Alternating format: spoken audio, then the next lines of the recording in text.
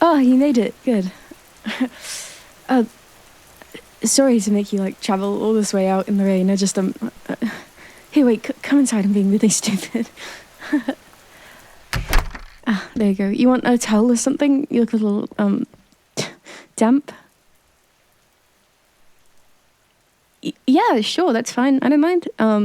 Couch isn't gonna get any more ruined. Sorry. Right, well, presuming you were gonna come, I put some tea on if you want, if that's of interest. Yeah? Okay. Cool. How do you take it?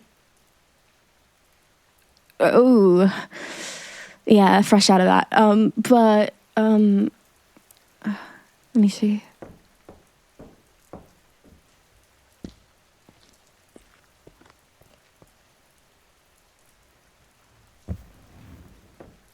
I have this as an alternative. Is that okay? Okay. Sorry about that. Let me just, yeah. I boiled the water before we came here. So should all be good to go.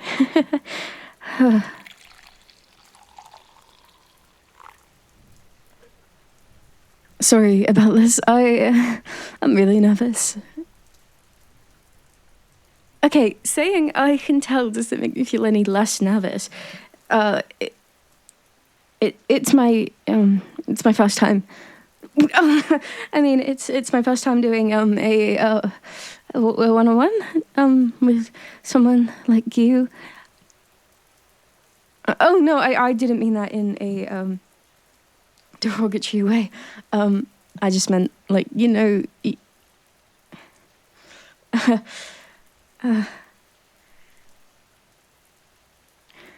I just meant I'm nervous because I really like you, hanging out with you. It's also been a while since I've done a one-on-one, but yeah. Though I will say, if I did say anything about you, which I didn't, I don't think you should worry about that. You know, to define is to limit, as they say. That's a reference from Dorian Gray. Oh, it doesn't matter. Not a big deal. Not a big deal. Anyway, what do you say? Can we just get started, please? Okay, cool.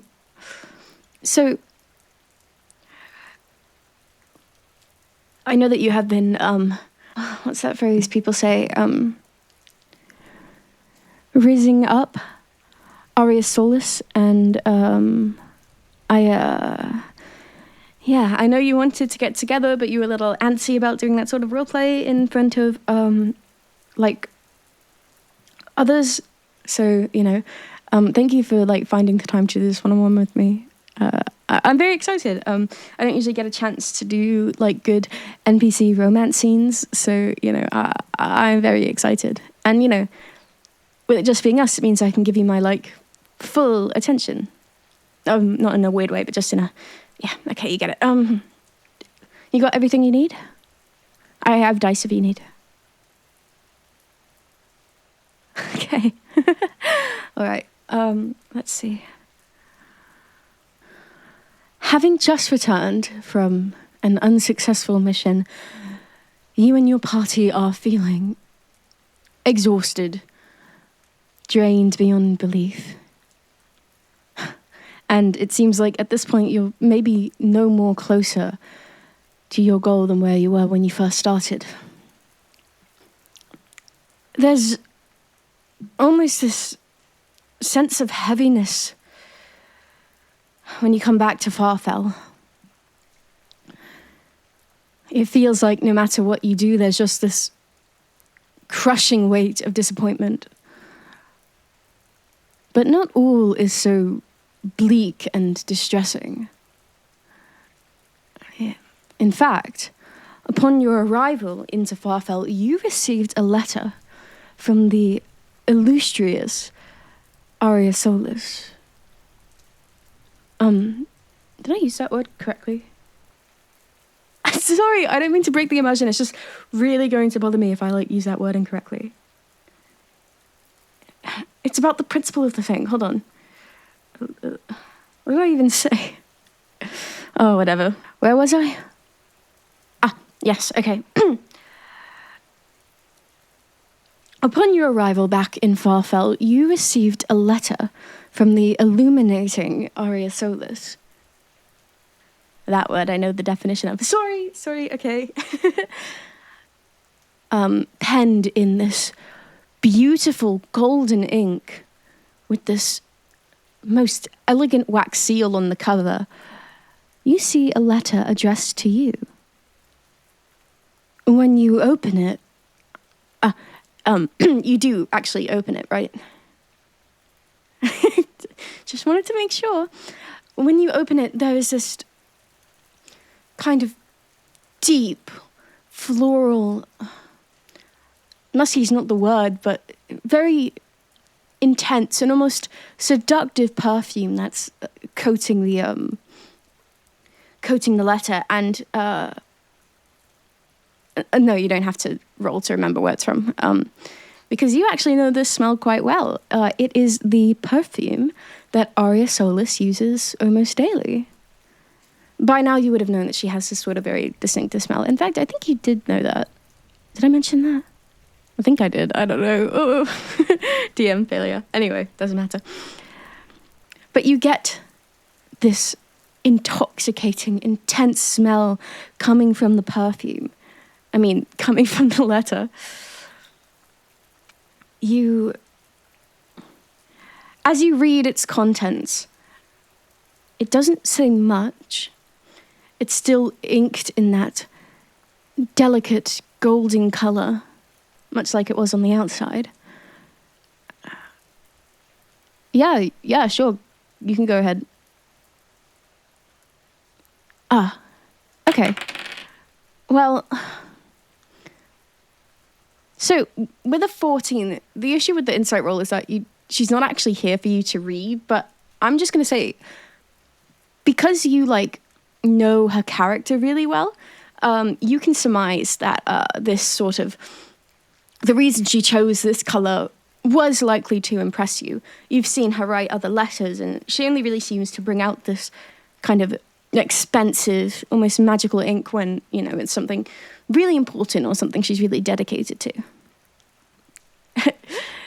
But anyway, as you read the letter, it doesn't say much. It only gives you a date, a time, and a place to be.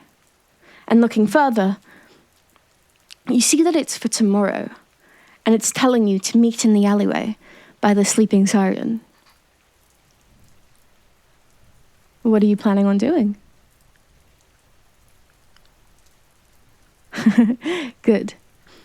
So, because this is a one-on-one, I didn't really have anything super planned for the time period. I just felt it would be weird if you just arrived and it was a letter telling you to be there today, because that would feel realistic. So did you have anything you wanted to do, or should we just do a time skip? I'm happy to do whatever. This is kind of comfy cash because it's just us. Yeah, that's great. That's totally fine with me.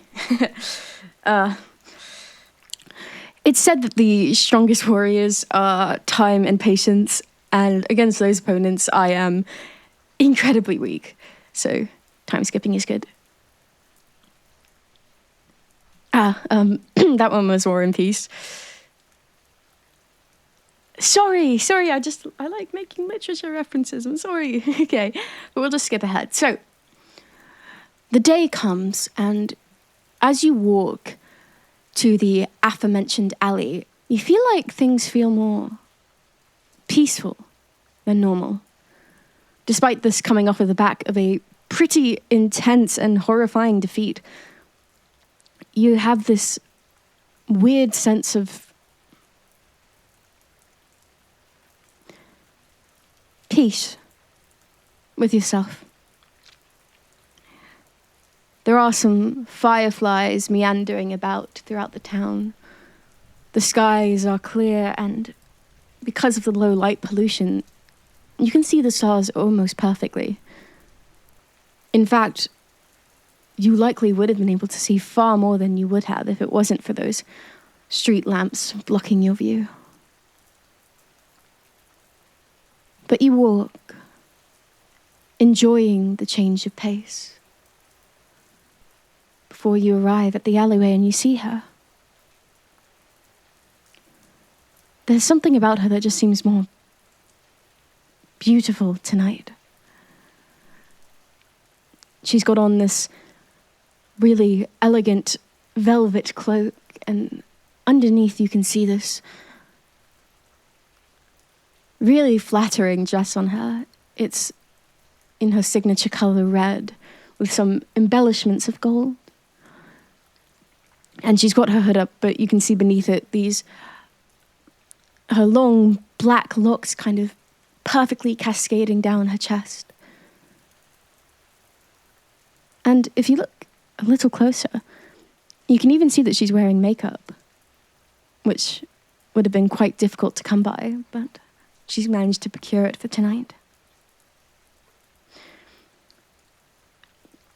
She looks radiant, like the kind of beauty that's indescribable and unknowable and completely and utterly captivating. Like you. I mean, like you saw yesterday with the glowing crystal ball. Sorry, don't know where that came from. Get your shit together. Sorry, nothing. No, nothing. Doesn't matter. Don't tease me. It was a mistake. Hey. Can we get back to the session, please? Okay. So, as you're kind of taking her in, it doesn't take long before she kind of walks up to you. Hold on, I have to get into her voice for this. I was hoping you'd come. Hey, don't make it weird. No, I know the joke is obvious, but hey. Oh, you're gonna make me rephrase it. Okay, I'm retconning that. Finally. I wasn't sure when you were going to arrive.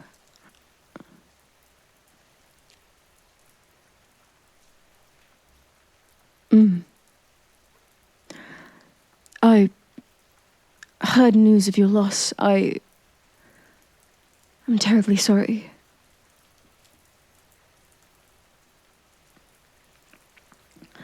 Well, if it's any consolation, there is not a doubt in my mind that you fought valiantly and bravely. I know all you do for our nation as a whole. It doesn't go past me.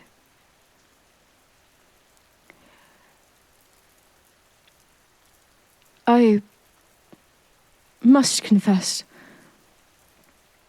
I invited you out here with perhaps ulterior motives. And as you kind of look at her, she's, you've always known her to be this kind of incredibly confident pillar of a woman, but fairly obviously, she seems kind of really unsure. Nervous, even. But she continues.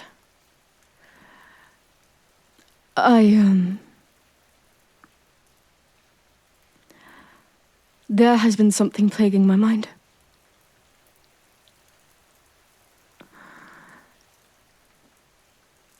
As you know, I am a woman of status. I am often under the keen watch of my eye, kept like a beautiful bird in a gilded cage. When I met you, I must confess, I didn't think too highly. I mean, you were dashing. You still are. You have this rugged sense of handsomeness and charm to you, but your sly attitude, your over cockiness, your almost loathsome sense of perseverance when it comes to flirting with me, it was a lot. But as I've gotten to know you, all of these traits I used to admonish, I find myself falling for. Underneath everything, you are just this completely amazing person. It's like, I don't know, you can meet someone like me, someone who's got a troubled background and is kind of awkward and bad at talking, and you can just make them feel at ease. I look at you and the way you interact with your friends, and I see how much you care. You put so much love and light into the world. It just amazes me every time. And when I think you can't get any better, you do something that just wows me and knocks me off my feet.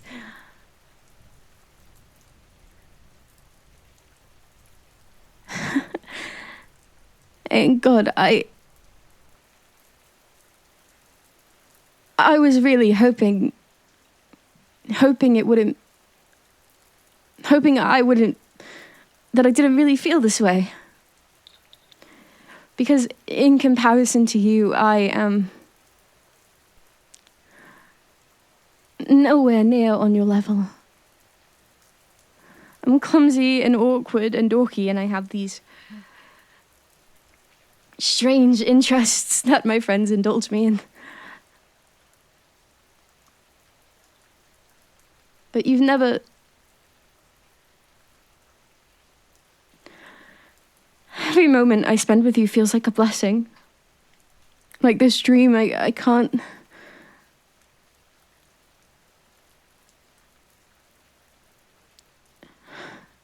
I don't have the right words for this. This is all clumsy and hard to say, but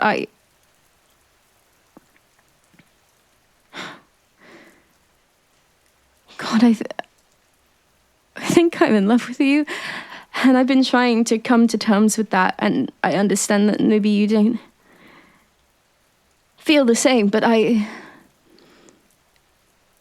God, I love you, and I would do anything to make you feel happy and to...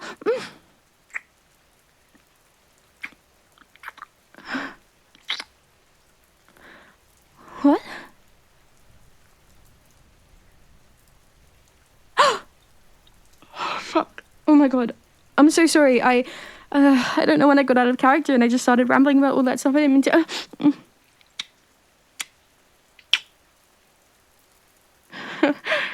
Oh my God. Oh my God. What's happening?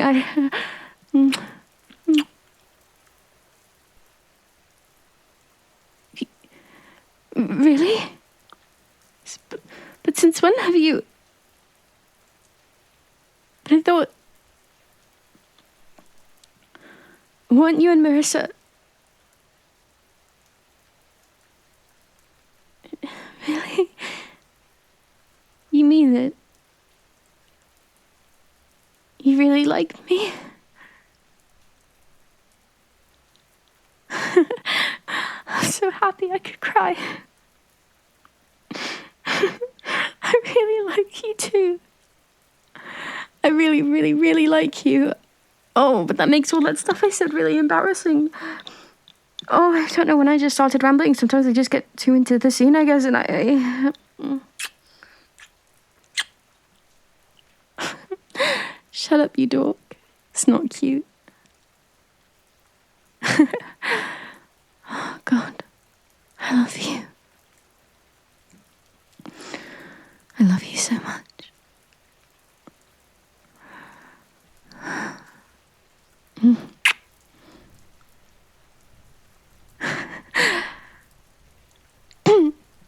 But,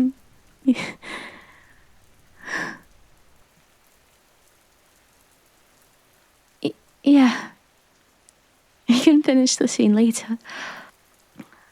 I'm happy to cuddle if you are.